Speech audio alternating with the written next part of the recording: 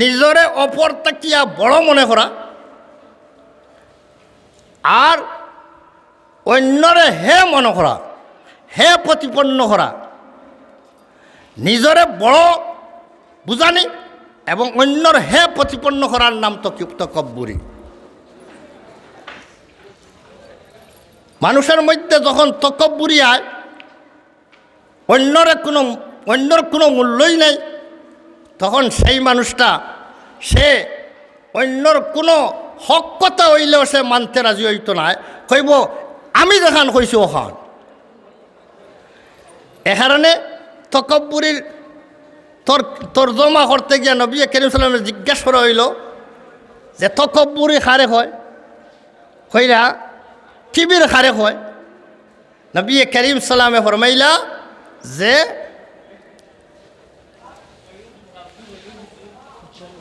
বতরুল হককে ও গমতুন নাস।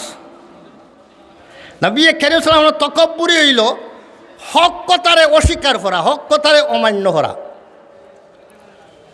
এর অর্থ কিতা?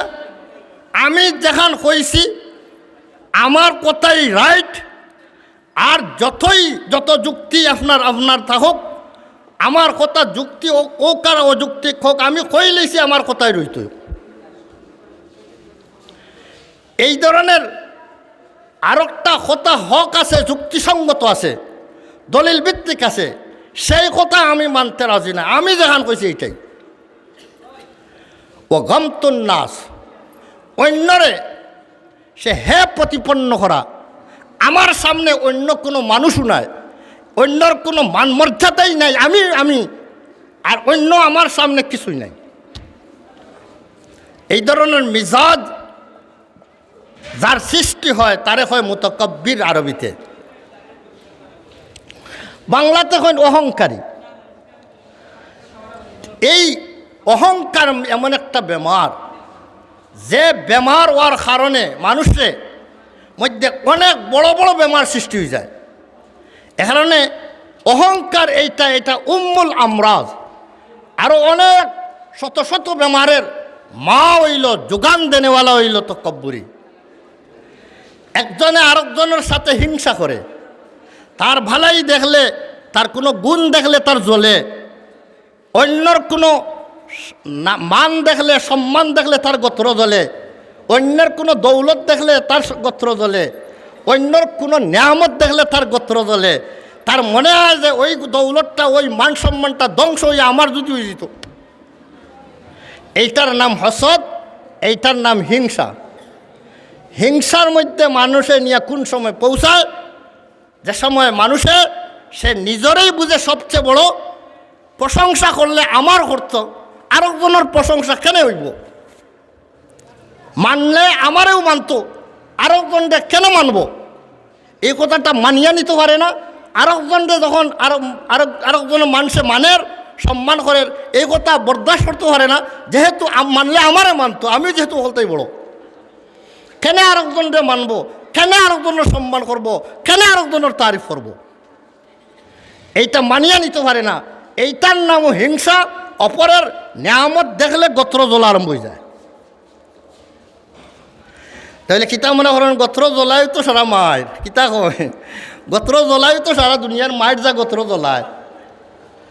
যখন একজনের নিয়ামত দেখিয়া, তার কোনো ভালাই দেখিয়া গোত্র জ্বলিব, তখনও তো এনর বিরুদ্ধে ষড়যন্ত্র লাগিয়ে দিবা, কিলা এনরে ডাউন দেওয়া যায়। এবারটা তো আমার তাকে বাড়ি গেল, তখন তারে ডাউন দেওয়ার লাগি কোন পন্থা অবলম্বন করা লাগে, সেই পন্থা অবলম্বন করবা। হেন যখন জানলা যে এই নামারে ডাউন দেওয়ার লাগিয়া আটিরা, আমার ডাউন দেওয়ার লাগিয়া আটিরা, তখন হেন এনরে কিলা খতম করা যায় এটার চিন্তা করবা।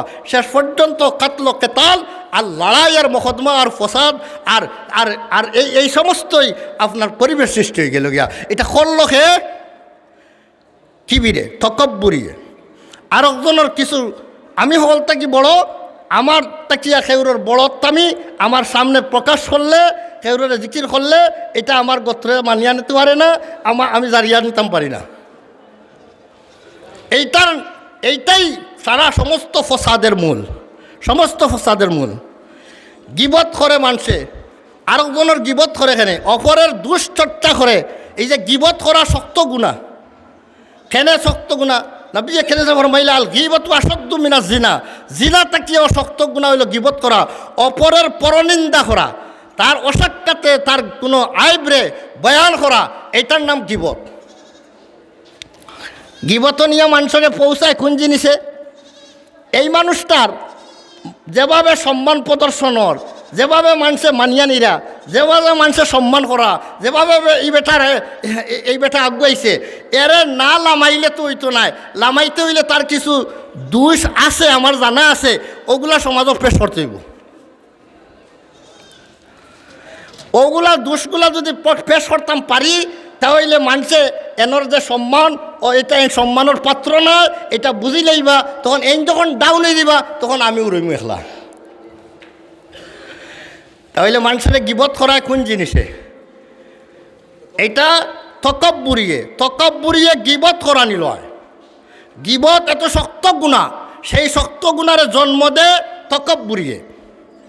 তকব্বুরির কারণে অপরের আপনার আইব বার করার চেষ্টা করে, অপরের আইব বয়ান করা।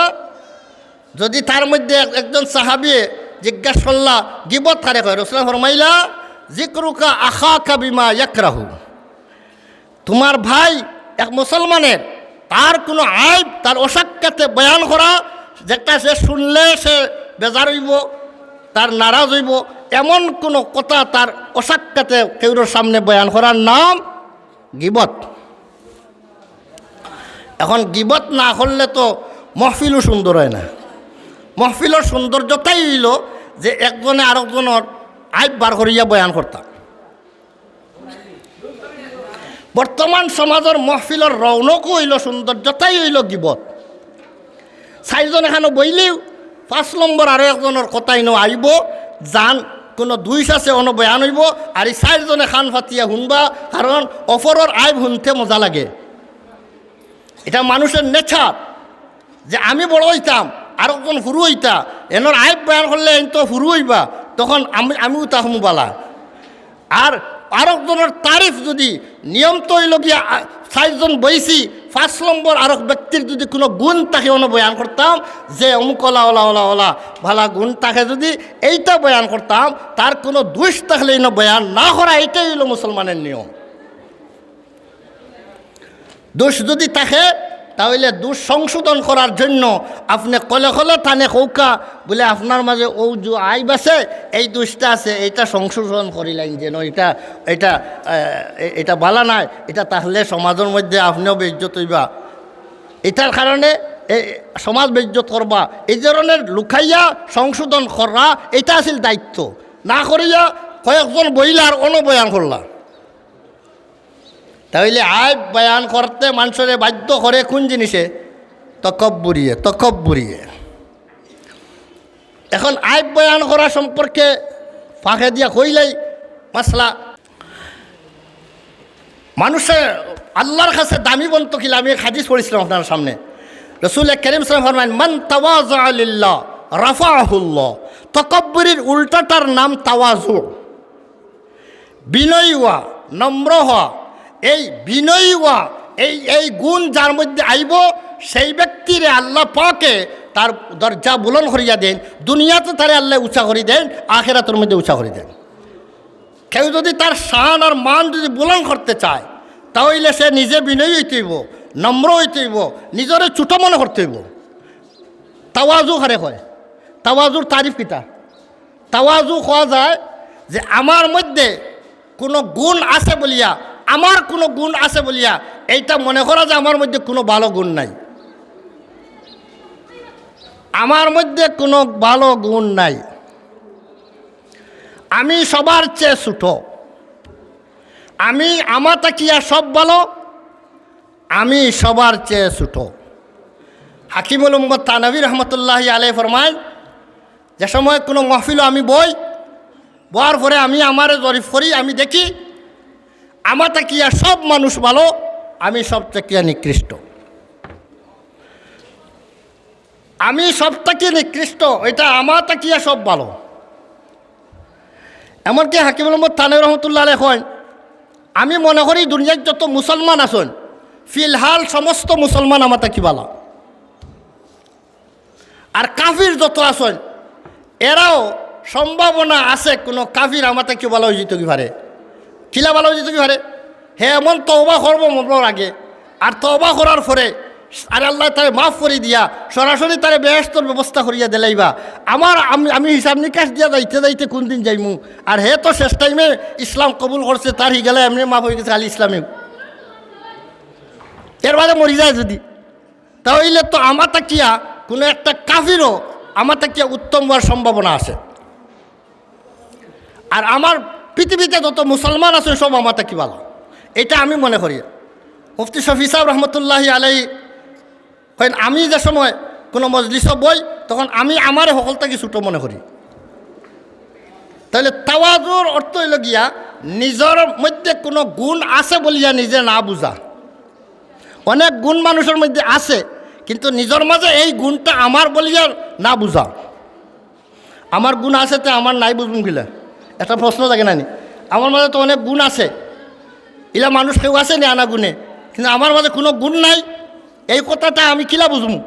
এইটা বুঝার এক তরিকা হইল এই যে আপনি আপনার মাঝে যা গুণ আছে সব মনে করবা এটা আপনার না বরং আল্লাহ পাকের দেওয়া। কিতা হয় এক মিসাল দিরা কইরা যে একটা মিসাল হইল তার, যেমন একজন মানুষে তার গুলাম আছে, এক গুলাম তার গুলামের মালিক, সেই গুলামের মালিক যে সেই মালিকে এখন তোর জমানার দুনিয়াত কোনো গুলাম আসন করে জানা নাই, গুলাম প্রথা শেষ হয়ে গেছে গিয়া আস্তে আস্তে আজাদ করতে করতে এটা শেষ হয়ে গেছে। এখন গুলাম যে হয় তার মালিক যে নইয়া তখন এনর অর্ডারে সবসময় তাই যেখান যেটা অর্ডার হবে এটা মানতে হইব। আর এমনি খামলা যে আমরা আনি রুজো খামলা মাসুরা খামলা, এই খামলায় যেখান কইম ওখান মানার তার দরকার নাই, হে যেখান চুক্তি করে আইসে ওখান মানবো, এছাড়া আর কোনটা মানতো না। তার ডিউটির টাইম আছে, ও টাইম পর্যন্ত এর বাদে আর হে কইব আমি আজাদ। কিন্তু গুলাম যে এন কোনো টাইম নাই, 24 ঘন্টাই মালিকের অর্ডার মতো চলা লাগবে। যেখান কইব আচ্ছা একজন গুলামরে যদি একজন মালিক যদি সেই দেশের বাদশাহ হয় আর তার গুলাম আছে, সেই গুলামরে যেখান অর্ডার দিব ওখান সে করতে হইব। এখন এক সময় এই মালিক সফরও যাওয়া লাগছে, ইটালি 1 সপ্তাহ লাগি যাওয়া লাগে এই বাদশাহ। এখন বাদশাহ যাইতে সময় খারে বয়ে যাইতা, এই চাবি দিতা খারে সময় যাইতা, তখন সিংহাসন বসাইয়া গেছেন তার গুলামরে, আমি আবার আগ পর্যন্ত তুমি ওইটাগুলা অতা চালাইয়া যাইও। এখন কৌকা চাইন এই গুলামে যদি সিংহাসনে বইয়া হয় এই দেশের মালিক আমি, এই দেশে আমার কথায় চলবে, আমি এই সব কিছু ছোটা বর্দার, এই কথাটা যদি সে মনে করে সেই দেশের মালিক কর্তা, তাহলে এই কথাটা সে ভুল বুঝবো। বরং সে বুঝতেই ওই কথা যে ইনা যে আমি সিঁড়িত বইছি এটা আমার মালিকের এই সিঁড়িকা, দায়িত্ব এটা আমার মালিকে আমার কত সময় কুল লাগিয়া বসাইছেন, মালিকে আইয়া যদি আমার কাছ থেকে নেন গিয়া তাহলে আমার কোনো অধিকার নাই। তাহলে এই যে সম্মানের মালিক আসল খে মালিক। এখন মালিকে আইয়া যদি কন সফর থেকে আইয়া যদি কন যে তুমি লেফটেন্ট সাফ করো গিয়ে যাও, বাথরুম এখন পরিষ্কার করো গিয়া, তাহলে যে সিংহাসনে বনো আসলা তক্তা সুলতানিত বনো আসলা, এই নামিয়া গিয়া লেফটেন্ট সাফ করা যাওয়া লাগবো না লাগতো না। এন তো একবার এই দেশের বাসায় গিয়ে করলা, কিন্তু তক্ত নামিয়া আপনার পায়খানা সাফ করা তো যাওয়া লাগবো মালিকের অর্ডারে। তাহলে তাই বুঝতে হইব আমারে যেবলা আমার মালিকে পায়খানা সাফ করার লাগে কইবা আমার সেই কথা আমি মানতে হইব। আর যদি আমার সিংহাসনে বসায় এটা আমার কোনো কর্তৃত্ব নাই, আমার কোনো গুণে নাই, এটা আমার মালিকে আমারে এহসান করছেন, কিতা ওখানে বুঝতে হইব না। ওখান যদি বুঝেন তাহলে তার সঠিক বুঝ। ঠিক তো ধরুন আপনার আমার মধ্যে যত গুণগান আল্লাহ দিছেন, প্রত্যেক মানুষের মধ্যে কিছু না কিছু গুণ আছে, সেই গুণগুলা আপনার আমার মধ্যে রাখছেন খেয়ে আল্লাহ তাআলা, আপনার কাছে না রাখিয়া ওই গুণটা যদি আল্লাহ চাইতা আরেকজনের কাছে রাখতা তাহলে ফাল্লা এনে না। আপনারে দৌলতমন বানাইছেন আল্লাহ, চাইতা যদি আল্লাহ আপনারে দৌলত না দিয়া আরেকজনের এই দৌলতখানে দিলেইতা তাহলে ফাল্লা এনে না। আপনারা ইলিমালা বানাইছেন, আল্লাহ যদি চাইতা আপনারা ইলিমালা না বানাইয়া আর একজনটা ইলিমালা বানাই লিতা তাহলে ফাল্লা আনে না ফাল্লা আনে না। আপনারা আল্লাহ সম্মানী বানাইছেন, আল্লাহ যদি চাইতা আপনারা সম্মানী না বানাইয়া আর একজনটা সম্মানী বানাইতা তাহলে ফাল্লা আনে না ফাল্লা আনে না। তাহলে আল্লাহ ফাল্লা আনে। এ কারণে এটা বুঝতে হইব, আমারে যে আল্লাহ সম্মান দিছেন, আমারে যে ইলিম দিছেন, আমারে যে মাল দিছেন, আমারে যে বস্তুগুলা দিছেন, এটা সব কিছু আমার কোনো কর্তৃত্ব নাই, আমার কোনো ক্যাপাসিটি নাই। আল্লাহ পাকের ইহসান, আমার মধ্যে এই গুণ আল্লাহ মায়া করিয়া আমার মাঝে রাখছেন, আমার মধ্যে অধিয়ত রাখছেন। আল্লাহ আমার মধ্যে এটা আমানত হিসাবে রাখছেন। তাই আল্লাহ পাকে যখন চাইবা আমার তাকে যদি নিতাকি পারবা, এই গুণটা আমার থেকে চিনে থাকি পারবা। চাইলে আমার নিম্নমানের গুণ আল্লাহ নিয়ে পৌঁছাইতে পারবেন, কিন্তু আল্লাহ আমার এটা করছেন, এখানে আল্লাহ শুকুর আদায় করতাম। আলহামদুলিল্লাহ, আল্লাহ যে আমার মধ্যে এই গুণটা রাখছেন, শুক্রিয়া আদায় করতাম। তাহলে আমার মালিকানা যখন নাই, আমার তো আছে এখন আমানত হিসাবে, এই গুণগুলো আমার মধ্যে আমানত হিসাবে আল্লাহর রাখা। তাহলে আমি আমানতর মাল হইয়া আমি যদি মালিকানা দেখানে থাকি যাই তাহলে এটা ভুল হইব। যেমন ব্যাংকর ম্যানেজারের এত কোটি কোটি টাকা আছে, কিতা